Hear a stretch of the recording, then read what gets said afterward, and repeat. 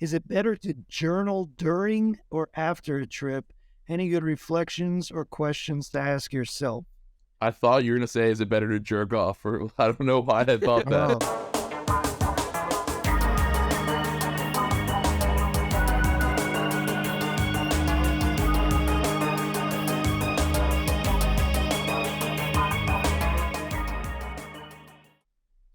What's up, and welcome back to another episode of the Psychedelic State Podcast. My name is Brett, and I'm here with my homies Carson and Ashley. What up?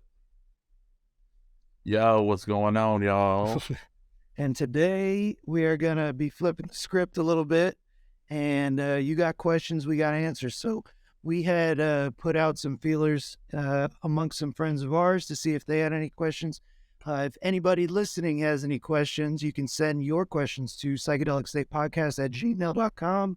But we're going to be answering a few questions from people who are interested in kind of a lot of these are going to be some of the earlier questions as you're first taking your steps in the psychedelic universe. And let's just go right off the bat. First one's coming from Reese. As someone who is preparing for their first mushroom trip, how do you prepare leading up to it? So that's a kind of a loaded question, you know. I always prepare way too much personally. Like for my first one, that's even like more like even like down the road, I still to this day I end up preparing way more than I should. And I guess it depends on your set and setting. I'm doing it alone, so like I'll get the house all set up and like be like, oh, this might fucking bother me, or I need to have this. And then as soon as the mushrooms kick in, I'm like, yeah, that was stupid. Why did I even do that? Like, that's really big. But as somebody going into their first trip, you know, there are a lot of things that you want to, I would say personally, number one, do it with a sitter. You know what I mean? You don't want to do your first one by yourself. You definitely want to have somebody with you, either ideally maybe not tripping or taking like half the dose that you are, if possible, so they can kind of manage the trip, and also somebody who might have some experience as well. What do you guys think? I feel like the fact that you're even thinking about preparing before your first trip is a great news, because I feel like a lot of people, myself included, had very little preparation, if any. I think that like my shit was based on stuff I saw in movies, and I was like, I'm gonna see fucking cartoon characters and all this crazy shit, and then it was quite the different experience. Not in a bad way, probably even cooler than I imagined. But I think that the fact that you're taking it into consideration before you're taking these substances is a good forethought. I would say probably just make sure you check on your mental state before you do it. You want to make sure that you've been having, you know, a good week or two. You definitely don't want to take it if you have some negative stuff that could possibly come up. And also, I would say if it's your first time, when you begin to feel anxiety after taking that, it's pretty normal. Your body's just feeling like it's getting poisoned, but it's natural reaction, and you'll be fine. Just let you bought the ticket, take the ride. Yeah, I think like especially with the anxiety stuff, I've personally found in my own experiences now that if you're familiar at all with meditation, I'll usually take my dose and then meditate for like 45 minutes to an hour into the experience. And that really, really helps with like the beforehand jitters or the mind kind of creating all these stories. Carson, what do you think? Oh man, I think like it really depends on what your plans are. Like as far as your setting goes, you know, if you're gonna stay at home in your own personal house, I think it's like a good idea to probably like clean it up a bit. Like if your house is like pretty chaotic, that can be overwhelming, especially on a first trip. Like if there's fucking shit everywhere. I know. I guess I'm almost definitely speaking for myself here. I know that I like to keep a clean house. If my house is super fucking messy, that's gonna bug the shit out of me on a mushroom trip. I think I agree with Ashley. Like it's a really important thing to like be clear with yourself going into it. Like if you're if you had a really shitty day at work that day, yeah, it might like leak into your trip. If you broke up with your girlfriend recently, that might fucking taint things a bit. So I think, yeah, it's important to be on your mental game going into it, feeling positive, and also think it's important to do some fucking research into what to expect, what kind of dose you might want to take depending on what kind of trip you want. Like, are you going to eat a gram and just sort of like test the waters? You going like going to eat an eighth and fucking go balls deep? Like, I don't know. So like do some research, know what to expect. Know your source too, like of where you're getting your material from, I guess. Like maybe have someone else who's done that batch of mushrooms and know, you know, generally how potent they are. Like, I guess you can never really know. Mushrooms give you what you need, not what you want. And, you know, sometimes you can eat a gram and get blasted, and sometimes you eat 3 and barely feel it. So, you know, take that into consideration. But I think, yeah, doing some research, weighing your dose properly, knowing your source, being in a good mental state, clearing your setting up and making sure that it's like comfortable for you. Those are all things I would do preparing for a mushroom trip for sure. I think it's hard to prepare for a first, definitely though. I feel like you definitely have to fill your house up with dirt, make sure that there's like some leaves and stuff around on the ground. Make your house as close to nature as possible. Yeah, that'll fun get you in props. touch with nature. Well, I think fun props, scary masks. One of the biggest things for me is like you want to go into this trip with an intention. I think that's really important. Like it doesn't necessarily have to be like an exact intention, but even if it's just an intention of like, I'm going to open myself to whatever this experience is. Yeah. And like the ultimate intention I've found in my own explorations is the intention to surrender to the experience completely, no matter what comes, to surrender.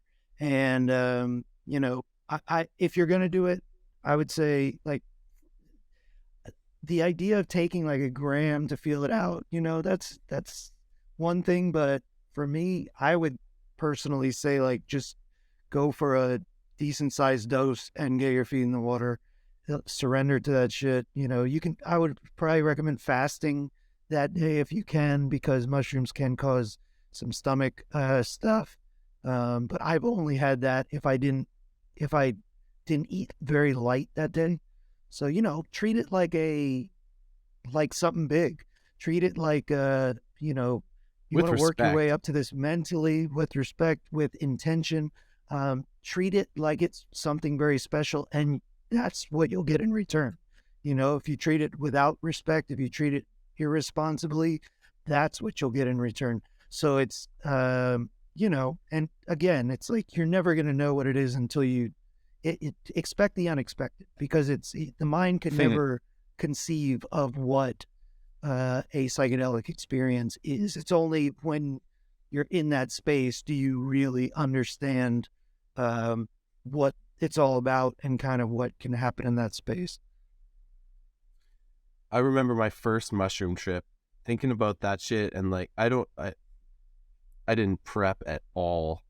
It was just like, my buddy's got a bag of mushrooms. Let's eat them right now. It's like a fucking Tuesday night. It's like fucking 10 o'clock at night. I got to go to school in the morning.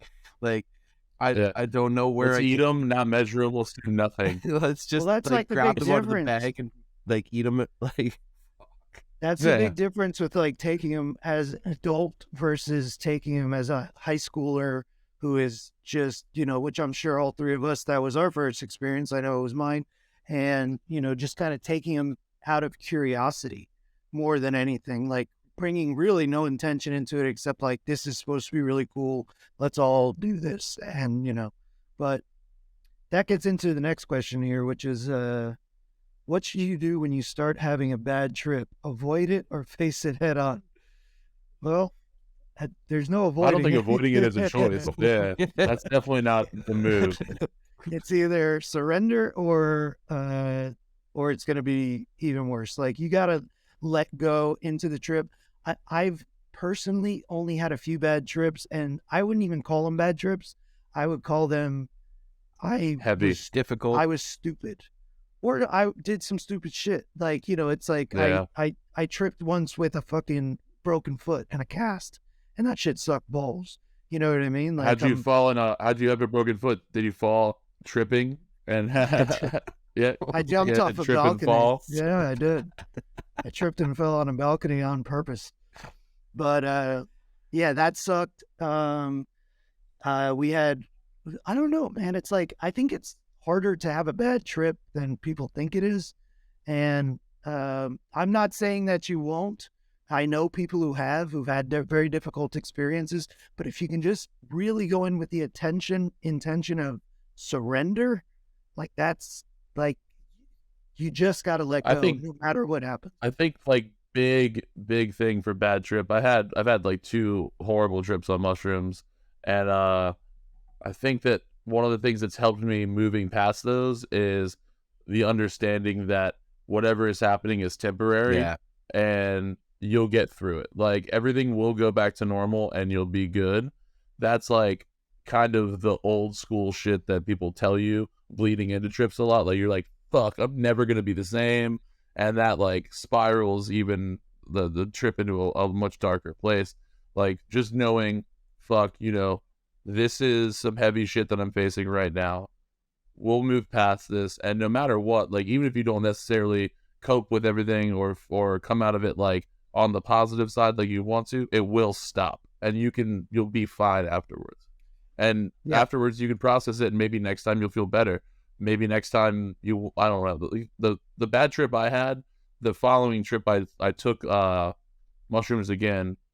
I think it was the same strain as well, which is the penis envies, which is always kind of led to more like, they're extremely strong, and for whatever reason they are like a lot more introspective in a kind of crazy, like, it made me feel psychotic kind of. And I was the main thing was like, am I ever going to be the same?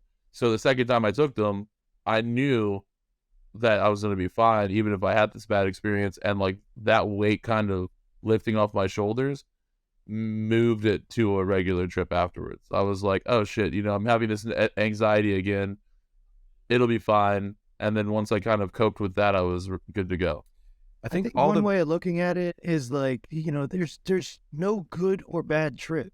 Afterwards, you might say that was fun or it sucked, but like, whatever trip you have is the trip that you need at that moment. Like, and that's kind of an expectation that you have to deal with going into it, that it could be uncomfortable, that it could be scary, that it could be a lot of things, but it's usually not that way through the whole thing unless you fight it, or like you're in a terrible setting.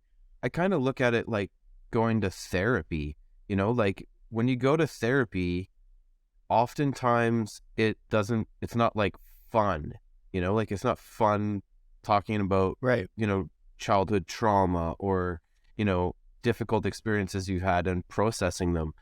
And a mushroom trip can be the exact same way. You can go into it and just like have to face like demons, have to like face your shadow or like the darkness, but it could be the complete opposite too. Or it could be super fun, Therapy's rarely super fun, but if you go in... Well, mushrooms are not always therapy either. Totally. But I mean, like, I think if you go into it with the mindset that, yes, it's possible that this could be uncomfortable, but the benefit outside, like after it's over, you're going to feel better. Even if it's a difficult or like bad trip, if it's a bad trip, the fact that you got through it and once it's over usually leaves you feeling elated that, one, it's over, two, you survived, and like you've got this increased sort of confidence and stability that you just like, you made it through something super challenging. It's like maybe, I don't know, climbing a super hard like rock wall, and you're like, this sucks, my arms are burning, but when you make it to the top, you're like, yeah, like I made it through that. Or skateboarding, like doing like skating a handrail or whatever, and you like eat shit like 5 fucking times. A bunch of times. And then you're like, like, this sucks. Like, why am I even fucking doing this? But then you fucking land it and you roll away, and the sense of accomplishment and achievement and, the elation that you get from that makes all those fucking, eat shit moments worth it. I think mushrooms can be the same way. A bad trip can be the same way. And worst case scenario, maybe have some benzos on hand and eat a Valium. I was going to say, dude, if you have definitely have a little bit of a... If you have to abort, that's an option too. Like if you've got clonazepam, Ativan, Valium, a benzo will like end your trip fairly quickly if like last case, resort type of shit. Yeah. I just think like the first trip like that you have, like if you end up aborting a first trip, if you end up having a really terrible time your first trip, you're not going to have a second trip. Probably you know what not, I mean? Yeah. And that's really the thing. Like in my heart, I feel like mushrooms take care of you the first time you do it, unless you take. I was going to say, yeah. Many. You know what I mean? Like I don't know many people that had a bad first trip unless they took way beyond the amount that you should. Or they took it in some fucked up situation. Yeah, totally. Yeah, where it's like not the right headspace, not the right place and time. Like if you are in a really conducive space that you are comfortable and feel safe in, and you weigh out your dose and you do this with intention and you treat it with respect, like the mushrooms are gonna be nice to you. Later I down feel like the it's road, strange. they might not be, but it's strange that you brought that up though, because like I feel like you, at least in my experience, I've really never had a bad trip the first time I've taken a substance. It's like once I start kind of exploring the realm or getting a little bit more confident, then it kind of puts you back in the place. It's like, all right, fucker, you're not the thing you think you are.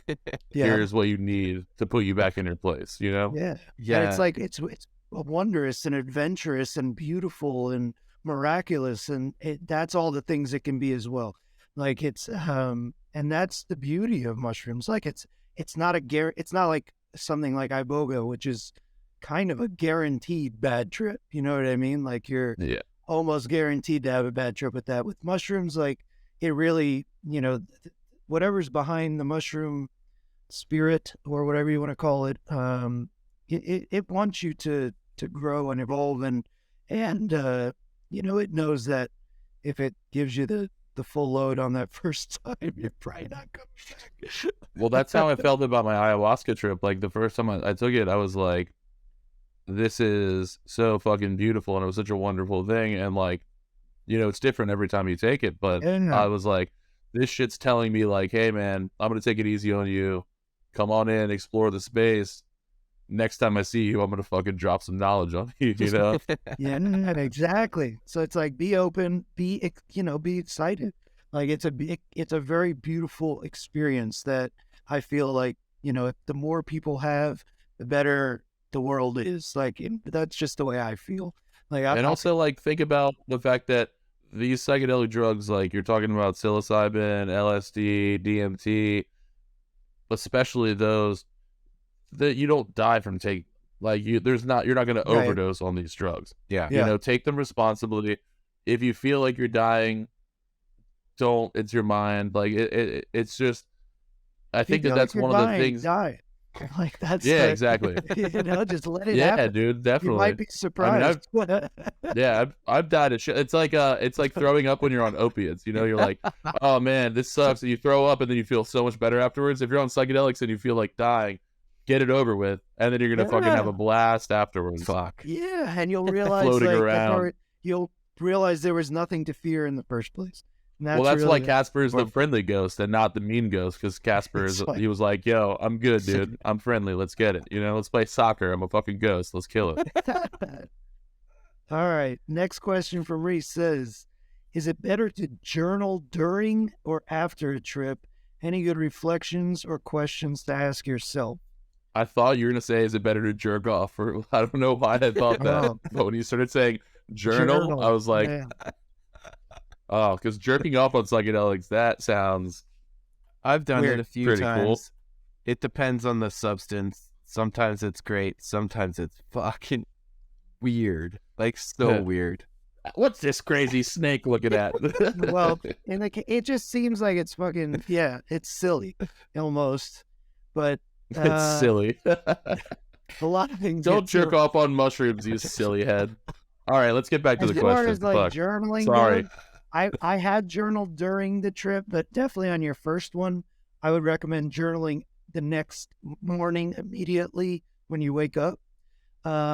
That's like when you're going to be the freshest and when you can get everything down. Keep in mind that the human brain, or whatever the mind that we normally work through, can't really conceptualize the experience. So, and it's going to eventually lose those little moments that we're carrying with us from the experience as far as remembering it goes. So you want to write it down as quickly as possible once the trip is over, which is usually going to be in the morning or, in the morning after. I agree with journaling like after, to sort of remind yourself of insights that you've had but I personally do it at the very end of the trip as opposed to the next day. If I go and like sleep before I journal, I'll have lost a bunch of it.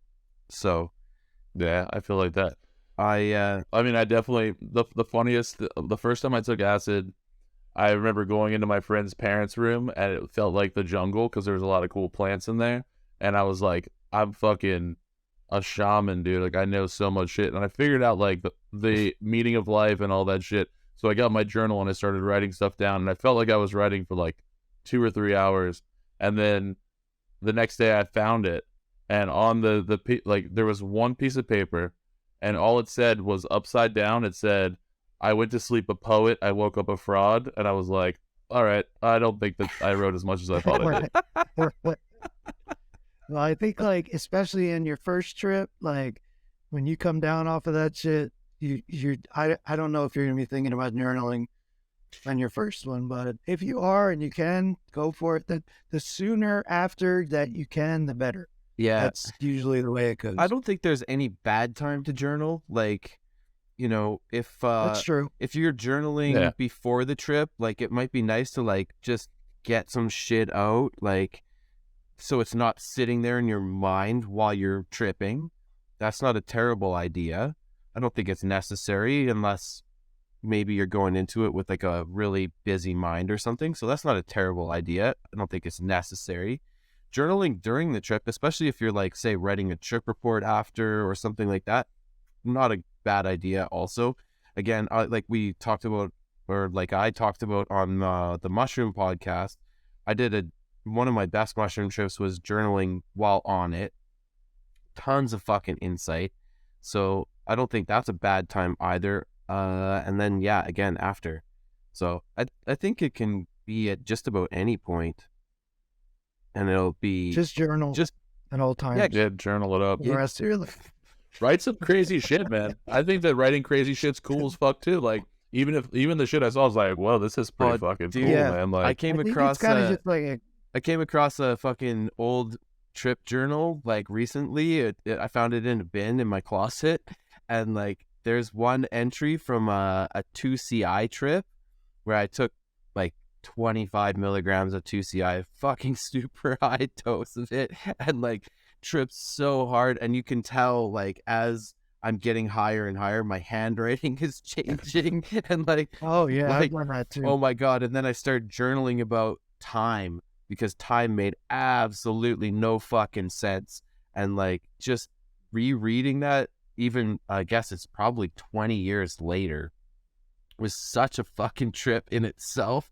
Like, it transported me back to those moments where it was fucking rad, where I'm just like, oh my God. I think I remember reading something about, like, who ordained the length of time of a second, like trying to figure out, like, who came up with, like, there's fucking 24 hours in a day, and who created the divisions, and, like, why 24 and not something else, and, like, breaking it down into 60-minute hours, like, seems so fucking random. And, like, it was Jesus came up with this shit. Jesus Christ of Nazareth, our Lord and Savior. He did that. He did math, and I think he made. I thought you were gonna say meth. What's the thing? No, he made meth too. What was the other thing? It was He actually opened up the first Kentucky Fried Chicken franchise too. Little known fact. It's Colonel Jesus. Saved me. All right, last one from Reese. And I think this ties into what should one expect for their first trip in general, so there's no rude surprises.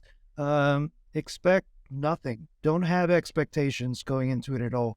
Just let go, surrender, and accept what comes. That's really the main thing. If you expect anything or if you project anything of what something's going to be, as I mentioned before, like you're never gonna expect what you get.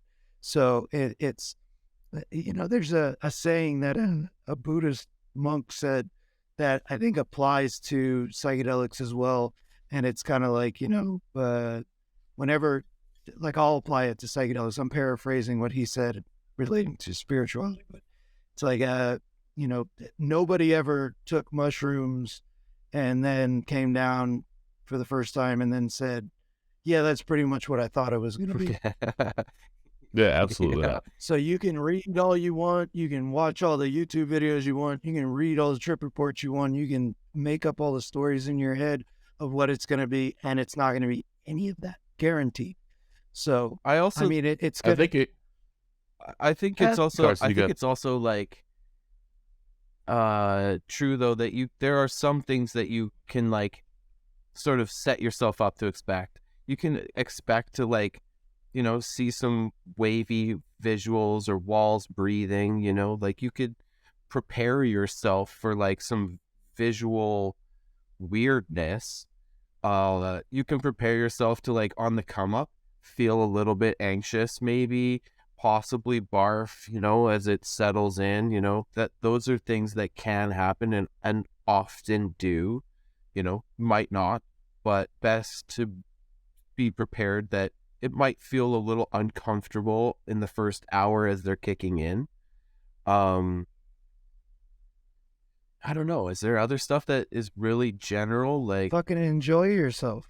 Like really, like enjoy yourself. Like it's. Well, I feel like another thing about with the ayahuasca, I was I told Brett gave me a pair of sweatpants and he called them my shit pants because I was like, for sure I was gonna shit myself. For sure I was gonna like barf all over the fucking place, and I threw up. But like, I think that having that preconceived notion that I was gonna like violently vomit, shit myself, like I was very aware of that throughout the trip. Like I kept on getting up and going to the bathroom, being like, I'd rather do it here, and it kind of, I wouldn't say it took away because it was like, such a powerful fucking experience. But I think that I was thinking a lot about that during it, it's and I feel like distraction. Exactly. I was a little bit distracted because I wasn't as able to focus on the experience, especially within the first hour or two. I was like, this is going to happen, when can it happen? And that's just a bit of like the overall thing, that trying to control it and trying to prepare for these things. There's definitely steps you can take, and there's, things you can avoid eating, or like, I quit drinking before and quit, doing other drugs and stuff like that. But there's ways to prepare, but, expectations can oftentimes be a bit of a distraction. Go in there prepared and ready to have a good time, and you will most likely. I think that's a good point. Just wait. As soon as you get there, shit yourself immediately just to get it over with. Well, I mean, bring another pair of pants, man, Well, worst comes to worst. And you don't have to think about it antheanymore, because then you're not. I've shit my pants just hanging out, man. I've shit my pants just after a nice Taco Bell session, or I trusted a fart. There's more than one way to shit your pants, and it doesn't even have to involve drugs. It's and true. All you do, I'll tell you what. Here's the story. I'm gonna give you some extra knowledge. You shit your pants. What do? Use your underwear to wipe your butt, and part with your underwear. Throw them away. I've done that once. The one time you have to. Yeah, I was like this. And then you assess the situation after that. Is there shit in your pants? If so, are you in a public location? Do you have another pair of pants? If not, toss your pants in the sink. Give it a nice wash with some hand soap, and then blast it under the air dryer for a little bit to make it not look like you did it. Immediately try to get home as fast as possible. If you can't, maybe find some nice smells to put on your pants, and you'll be fine. Everything's fine. Everyone shits their pants. Even Brad Pitt shit his pants. You know I used to call him Brad shits his pants. Brad shits his pants. Yeah. So that was his full name, and then he changed it to Pitt before he started acting. That's it. And really, like I even told a story in one of the previous episodes. Like, if you think you shit your pants, you probably just farted, and it's cool. So don't sweat it. Just double check. Like, it's so weird how shit like that pops up in like certain things. Like with DMT, the first 2 times I smoked DMT, I thought I pissed my pants. Like, literally, I felt this like warmth, and I'm just like thinking, I'm pissing. You did. I cleaned you like a little baby afterwards when you were still asleep. Wet wipes for the win. What's weird is that it only happened those 2 times, and then I was like, oh, all right. So I always tell everybody now, like, if you think you're pissing yourself, just let it go. It's fine. Don't worry about it. And that's just piss, man. You know, it's fine. I wasn't even pissing.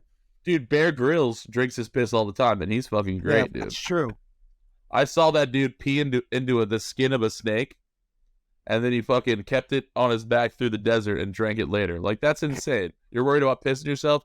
He's drinking his own piss out of a fucking snake's dead body, and he's cool. He's good to go. Yeah, man. That's inspirational. That's what I'm saying. Yeah, I think so. So, Reese, thank you for your questions, man. A shout out to Reese, and safe travels, man. Just enjoy the ride. Like, go into it with an open mind. Enjoy yourself. It's like, enjoy it, man. It's gonna be fun. And if it's not, no matter what, take it again. Yeah, exactly. Even if you don't have a good time, take it again. You'll probably have an even better time the next time. It's like heroin. Nobody enjoys their first heroin trip. It's usually like the second, third, fourth, fifth time where it's really starts to get great. Keep on doing it till you really like it. There you go. That's the advice from former heroin addicts. All right, so we're definitely gonna have to put a disclaimer before this fucking episode. All right, so next question is from Terry, and Terry says, "How do I know if my LSD or mushrooms are safe and legit?" So actually, I know you're into the whole harm reduction. Test. Yeah, so with acid, you can definitely test. With mushrooms, I would be pretty sure that you're good to go. Unless you just picked them yourself. Yeah. Exactly. But if somebody else picked them and they're reputable, if they're fucking mushrooms. Also, a little thing is psilocybin will oxidize with a blue color. So if there's any part of it that's, scored or cut, you'll see blue. That's the chemical oxidizing when it touches the oxygen. So if there's blue and stuff like that, I mean, obviously with mushrooms, the big worry would be picking them yourself and taking poisonous mushrooms.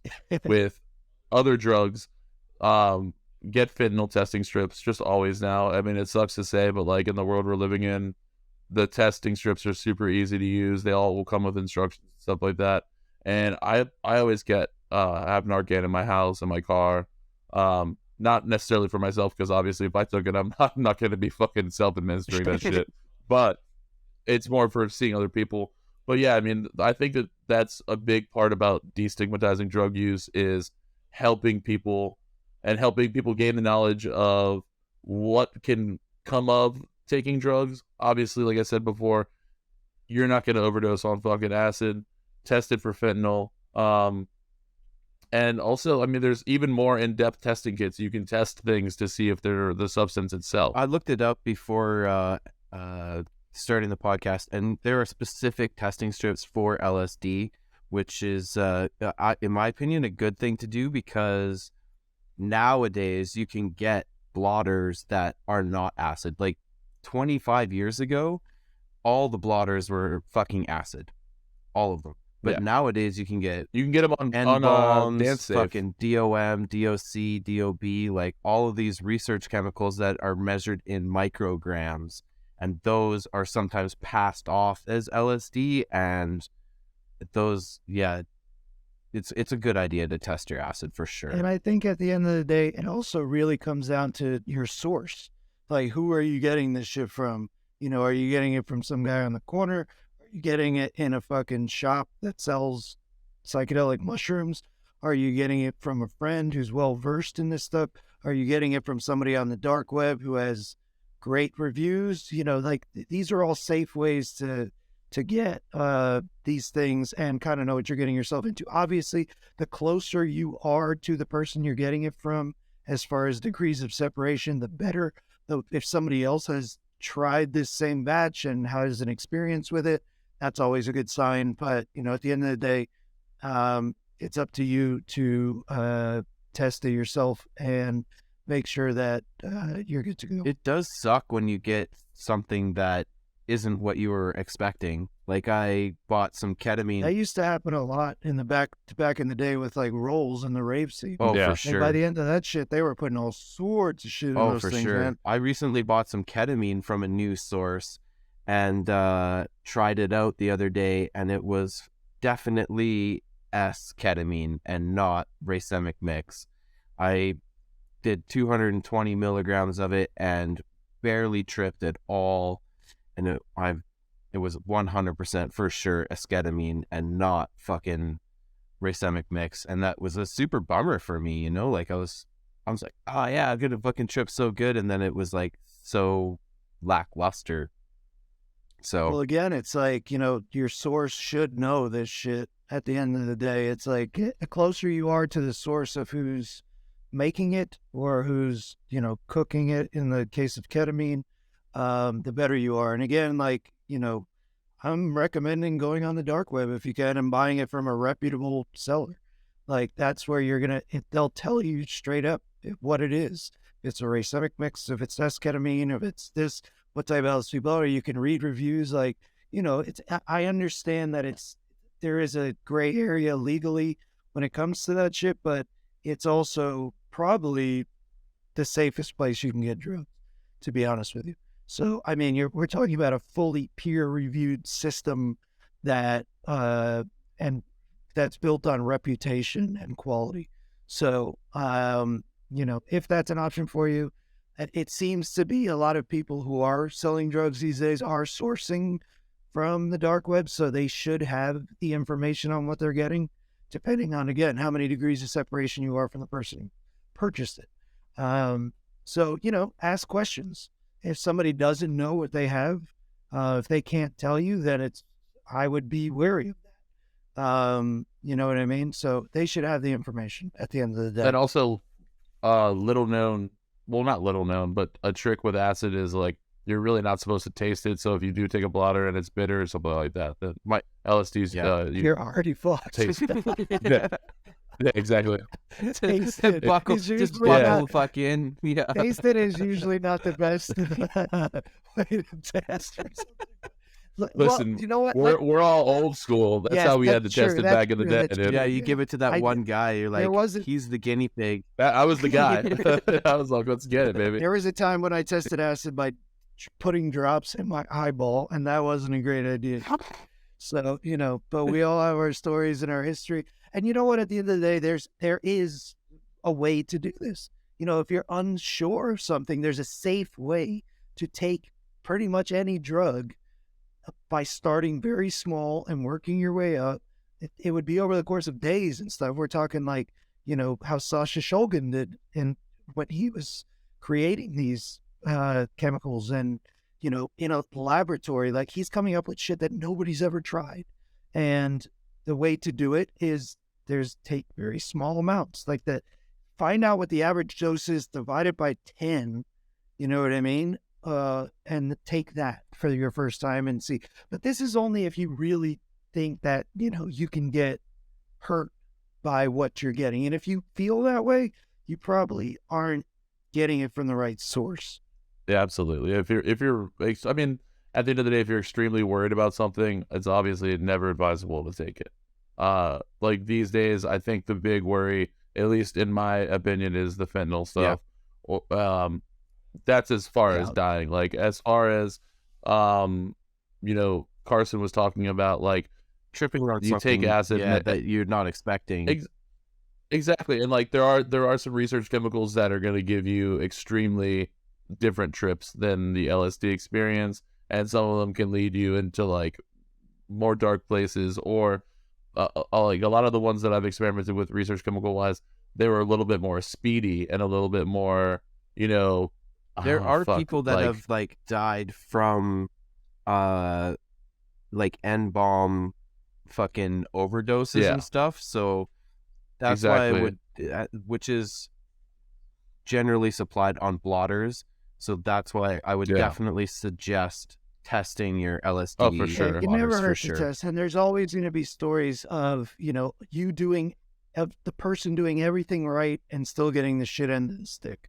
So, there's always, I don't want to come off like, there's never a chance that you're going to end up in a shit situation. But, the more research you do, the closer you are to the source, the more you understand what you're getting and you have the information, the better off you are. At the end of the day, it's always going to be, it's always going to be a risk to take anything. That's just part of this thing. If you take drugs, there's a risk. Anytime you take any drug, whether it be Tylenol to whatever, that it's a risk to drive to the store, man. To get into a car is a risk, Yeah. Do everything you can to be safe, and that's really like the best thing. You guys have anything else to add, or do you want to move on to the next one? Cue it up. Let's move on. All right. Another one from Terry. I hope we didn't just scare the shit out of you, but his next question is, I'm scared of the horror stories from ayahuasca and DMT. How do I know if I'm ready for the harder stuff if I'm confident already with LSD and mushroom trips? Smoke DMT. Last 15 minutes, you'll be fine. Yeah. I mean, horror stories, again, are... It's DMT. It's the best. Smoke DMT. You'll be... I can't imagine anyone be like having a bad experience on DMT. I think we talked about that in the DMT. But they do. People do have a bad experience if they resist it. And I think the threshold dose is important with DMT because once you break through on DMT, you can have, it all depends how you interpret that experience. I had a DMT trip the other night where I had what could have been a weird and difficult experience. But, I wanted to do open eye visuals, and in this space, I was playing my music for the DMT. I just wanted to experiment with that. Like, hey, you guys give me a lot of cool shit. Let me throw you something that I made and see what you guys think. And in the same space, I was doing it with open eye visuals, and I wasn't taking enough to break through. And doing that, like my ceiling light turned into this fucking like crazy robot alien thing that was like coming at me a lot and like doing all this crazy shit. And I'm like, in my head, I'm like, damn, if this was the first time I smoked DMT, I would be terrified right now. Like it was to the point where like it didn't affect me. I was not scared, but I am, because Brett's super he doesn't tough. Go into that room He's anymore. so tough. No, room's off limits. He's changed the light fixture. He literally said he's going to change the light fixture. That's only for if anybody else trips in there. Like I could, but you know what? It did, like, I could see, like somebody interpreting that in a weird, dark way. So, the horror stories are going to be, you're going to hear, as a matter of fact, Neil Brennan was on a podcast recently with Tony Hinchcliffe, and he was telling his story of ayahuasca and DMT, and, he did have some difficulty with those experiences. But I guess what he said at the end was, with all the difficulty I had with those experiences, I came out the other side better. Like he feels renewed and feels a huge difference in his life. So it's like, that's really at the end of the day, what I would say to look at. Like, even if you have a quote unquote really bad experience, more than likely you're going to come out the other side kind of in some way, even if it takes some time to integrate, it's going to affect you in a positive way.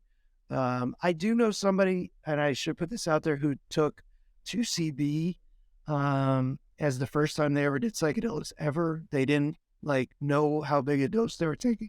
They took way too big of a dose, and they spent 8 hours clinging on to what they thought was reality. And it scared the shit out of them, and they were horrified from it, and they never wanted to do psychedelics again. And I get that, but my reaction was kind of that was stupid. Like, you didn't research it at all. You didn't fucking do your due diligence. You didn't know how much you were taking. You didn't know what you were getting yourself into. And this is the result. And it's really easy to end up in a place like that with too high of a dose of anything. And the most experienced person with psychedelics can take too much and have a really fucked up time. So, dosage is so important with these things. I feel like, even when I took ayahuasca, I had a fucking blast and most of it was great. But for the first fucking, hour and a half, I was seeing like cockroaches and fucking dead bodies and shit like that. But in my mind, I'm like, I don't even watch horror movies. Like, why is all this crazy shit in my brain?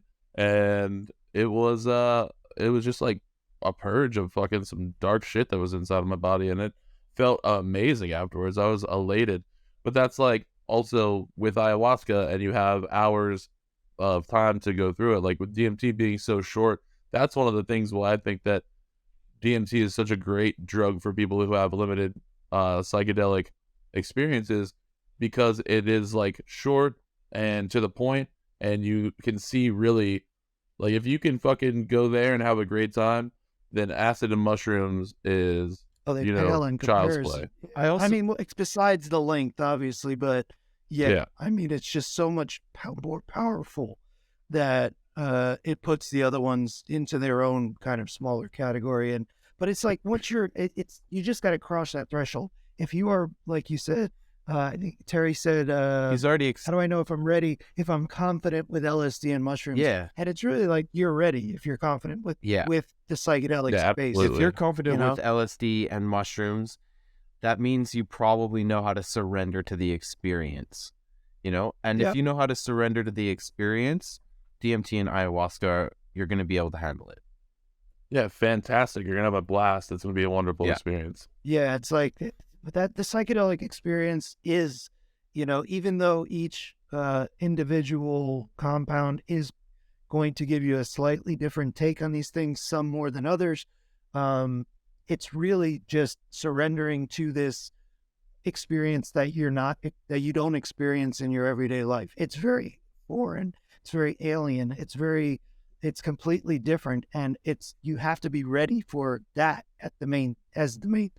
Once you're comfortable in those spaces, it's really like, and don't get me wrong, like, it doesn't mean you're not going to have anxiety going into it. It doesn't mean, every time before I take DMT, I have to prepare myself. Mm-hmm. Like, it's a fucking trip.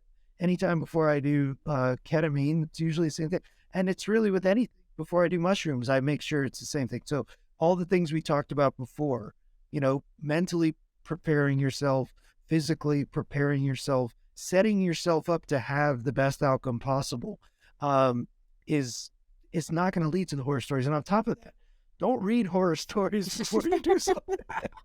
Yeah, don't absolutely. go to the bad trip section on heroin before you try something. Like, after you do it, then you can fuck with that shit. But prior to that, and obviously, horror stories are also something that was propagated in the media for the last 50 years. Fuck all that shit. It's all bullshit. It's all been fucking sensationalized. Sensationalized. Oh yeah, well, I mean, look at the fucking thing with MDMA. They were saying MDMA causes holes in your brain. They were showing fucking pictures of people that were doing long-term chronic meth use. They have like the fucking thing where LSD changes your chromosomes, which was never fucking even remotely true. Well, that's the thing. All that shit's been debunked completely. Even, exactly. Like, even the stories that you think would be crazy, like the PCP stories and stuff. Like, Hamilton Morris did a whole thing where he debunked like these sensational. He talked to the guy who was in these stories, and I don't remember what it was or what he took. Well, I mean, he cut his dick off, so like it wasn't the best experience. Right, but it wasn't what they said in the news. Yeah. He still cut his dick off and jumped off a building. I mean, but didn't they say he took LSD and actually somebody had like dosed him with PCP? No, he did that. That dude was doing PCP. The thing, like, one of the big things was when there were the big, acid tests and stuff like that. They had government agents going in there with people, giving them pills and blotters with like extremely high doses of PCP, knowing full well that was after ketamine had already been invented and replaced PCP as an anesthetic, knowing that high doses of PCP gave these people adverse reactions, and it was to like discredit the psychedelic revolution and stuff like that to make people like, oh, look at all these fucking hippies. They're flailing around on the streets. They're getting naked and jumping off of buildings. It was like a big fucking psyop to, for lack of a more clear term. It's a big thing to make people look like shit, to give these drugs a bad name, because they already knew at that point that there was some research coming through that was showing that these things had extreme potential for helping people with mental health and growth in their life. It's the government's an asshole again, basically. Like to top that off, that's like my thing every episode. I'm like, oh, anti-capitalist, fucking anti-government Ashley over here. Fuck the government. Fuck Elon Musk. To bring it all together. Hey, if Elon Musk is trying to go to fucking Mars, he definitely has never taken DMT. That's all I'm saying. Because it's way better than going to Mars. And fuck Mars. That place is tapped, man. So to sum all this up, I would say, you're talking about horror stories. Here's one final way that I would recommend prior to taking any of these things. Just go to Google. I mentioned this in the last episode. Go to Google, type in psychedelics, click on news. You won't find one fucking horror story anymore. Read the good stories. Read all the fucking possibilities. Read like how this is helping people. Read about the fucking, it's like the media just does whatever it wants, like based on the times. And right now everything's positive and before everything's negative, and the truth lies somewhere in the middle.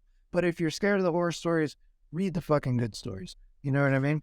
Also, I feel like a good thing to check out is Brett's journey of redecorating his house using DMT. It's a really good tool to make yourself have a nicer house. It is. Can't wait to see your new light fixture, dude. Yeah, I'm stoked, man. Next podcast, the fucking laptop's facing directly up the whole time. I'm not even in it. It's just the light fixture. Exactly. It's going to be the new one. It's still going to be going like this to Brett. The new one's the one that's really going to freak me out. It's going to be like, I like how Brett's like, this looks like a fucking robot. I bet you the next one he buys is all fucking a bunch of like dragon heads and shit like that. All fucking chandelier. Steampunk dragons with goggles and shit like that. I want with the fucking crazy. I know, dude. That's what I was thinking of. All right. So shout out to Terry and enjoy the ride, man. You know what I mean? Like fucking with you, man. Fucking just go for it. Take the plunge. You're going to love it. Yeah, smoke DMT and call yourself Terry McKenna. That'd be perfect.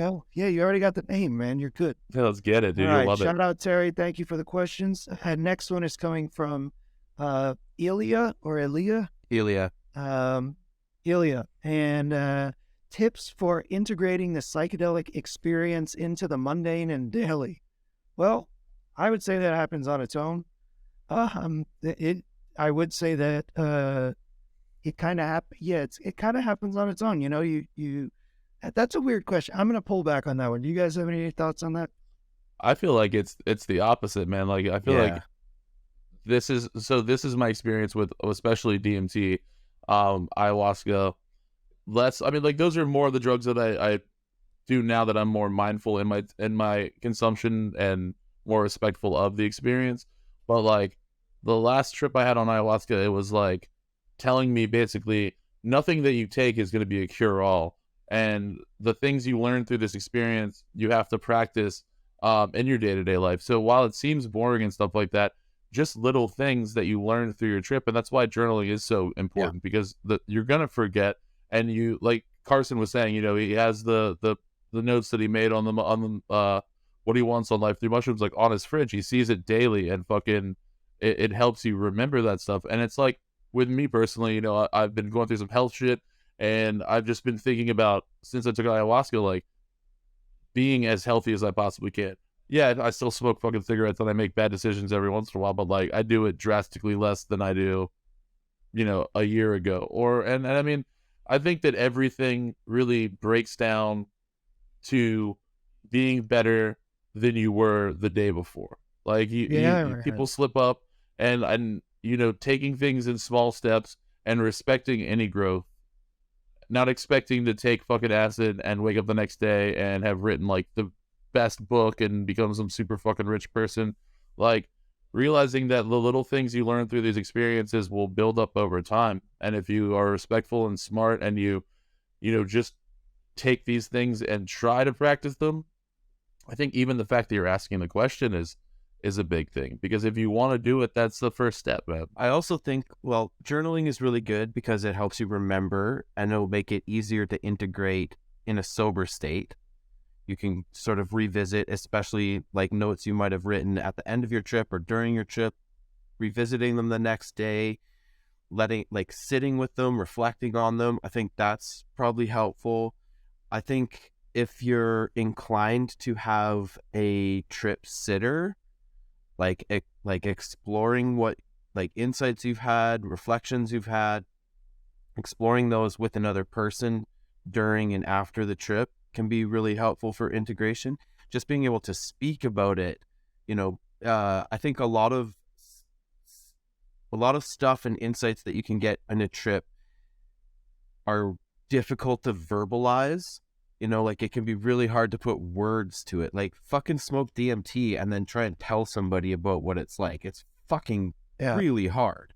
But if you're smoking, say, DMT by yourself, it's going to be very hard to put that stuff to words the next day. But if you've got someone who's sitting with you right after smoking DMT, try and explain it to them. Try and talk about what you experienced. Try and put words to it. Let them ask some questions about it.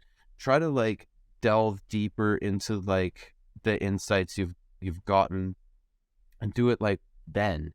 Don't like wait a couple days, and then try to then go to your therapist or whatever and be like, oh, like I kind of had this experience. It's mostly gone now, but this is sort of, it'll be a lot easier if you can do it at the time of it or just after.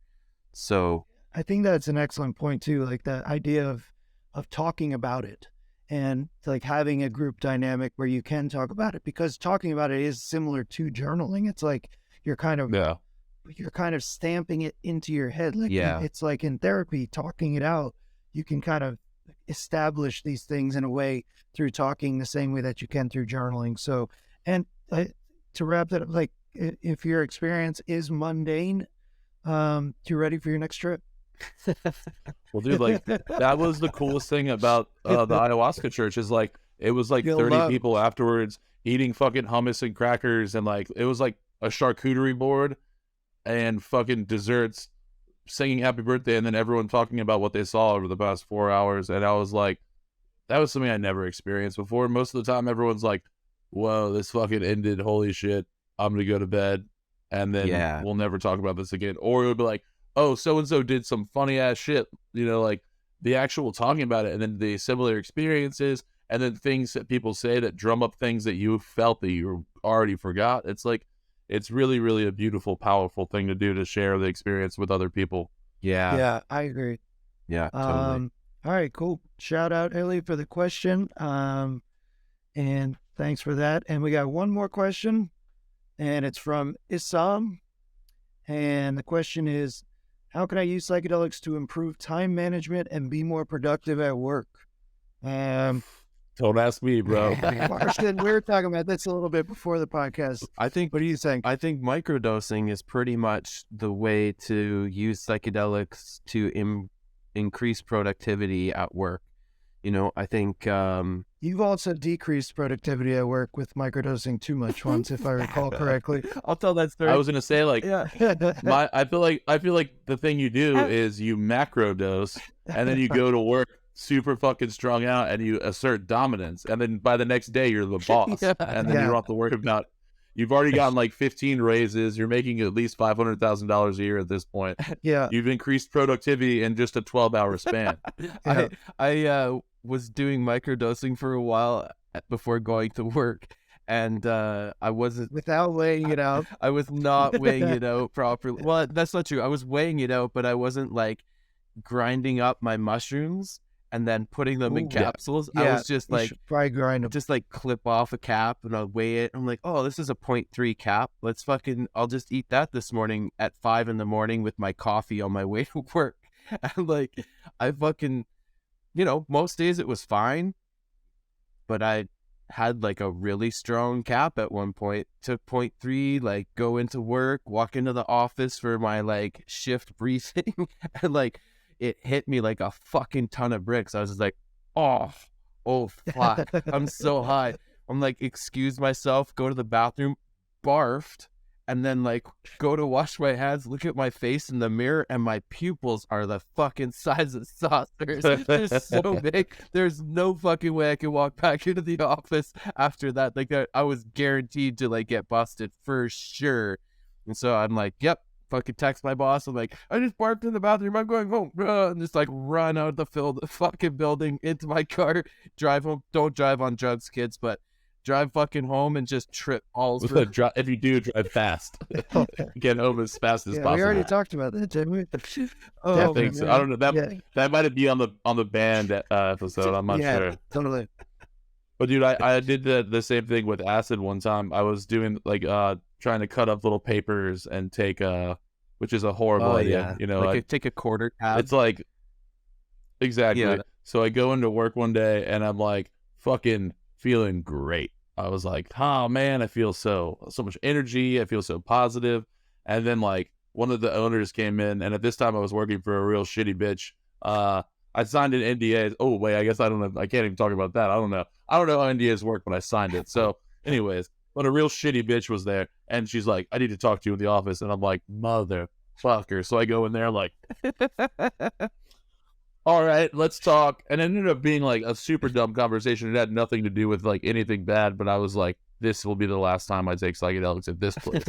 Yeah. Now, I mean. Well, this is I think this is a perfect way to wrap it up, because it's like we've just heard every wrong way to take psychedelics that you possibly can. And then it's like bad setting, going to work, not weighing your shit out too correctly. High dose, yeah. Like rectally. Here's the thing, and this is also why legalization is so important, because when it comes to things like microdosing, which are going to have very powerful effects in your daily life without tripping balls while you're doing it, the dosage is so important. And having that right and having that regulated in a way where you're taking a capsule that you know is this much of this much of this, or if you're taking an LSD like microdose, like this shit is, it's nearly impossible to by yourself personally measure it. LSD microdose. Like mushrooms you can do. You just need a good scale that weighs in the 10th of a gram, and a good one. That actually weighs in the 100th of a gram is what you want. Because if it weighs in the 10th of a gram, you could be off by within one, by a 0.9 and not realize it. So, or at least 0.5. But, you know, you want to have a really good scale if you're making your own microdoses. Just to bring it back to the question though, I think to increase productivity, if that's like what you're looking for, maximize your time and efficiency and productivity at work, microdosing is definitely the best way to use psychedelics to achieve that. Yeah, absolutely. I agree. Cool. Well, shout out to Issam for that question. Thank you very much. That's going to wrap us up. If anybody has any questions, you can send them over to us at psychedelicstatepodcast@gmail.com. We're always accepting questions, and we will be doing these episodes from time to time where we will get a bunch of questions and put them into an episode.